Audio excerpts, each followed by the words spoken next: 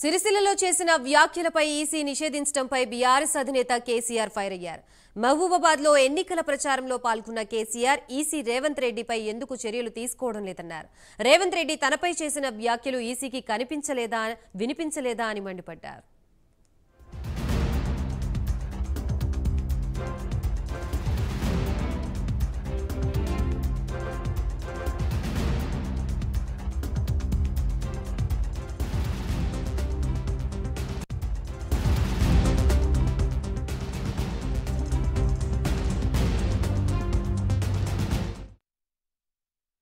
కాంగ్రెస్ దుష్ట పరిపాలనకు అనేక మంది రైతులు ఆత్మహత్యలు చేసుకున్నారు.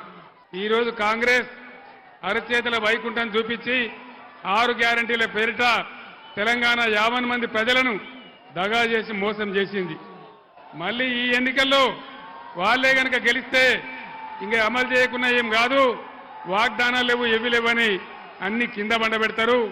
కాబట్టి దయచేసి నేను మీతో కోరేది, ఈ ఎన్నికల్లో మీరు కాంగ్రెస్ పార్టీకి బుద్ధి చెప్పాలి. మీ తరఫున ఉన్నటువంటి బీఆర్ఎస్ని గెలిపించాలని కోరుతా ఉన్నా. నరేంద్ర మోడీ భారతీయ జనతా పార్టీ ఏదైనా ఒక పని జరిగిందా ఈ దేశంలో?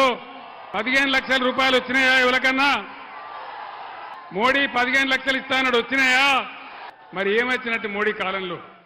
బేటీ పడావో బేటీ బచావో, అమృత్ కాల్, మనుకాల్, మశానం కాల్ అన్ని నినాదాలే తప్ప ఏ ఒక్క కూడా పని జరగలే. అందుకే నేను మిమ్మల్ని కోరుతా ఉన్నా, ఇవాళ నరేంద్ర మోడీ మన గోదావరి నదిని ఎత్తుకొని పోతా అంటా ఉన్నాడు. ముఖ్యమంత్రి ఏమో నోరు ముడేసుకొని కూర్చున్నాడు. ఇదివరకే కృష్ణా నదిని కేఆర్ఎంబీకి అప్పచెప్పినారు.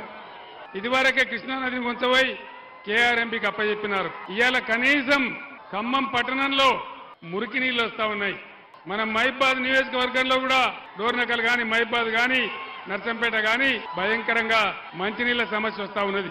8 ఏళ్లు మంచిగా నడిచినటువంటి కరెంట్ ఎక్కడ పోయింది? భగీరథ ఎక్కడ పోయింది?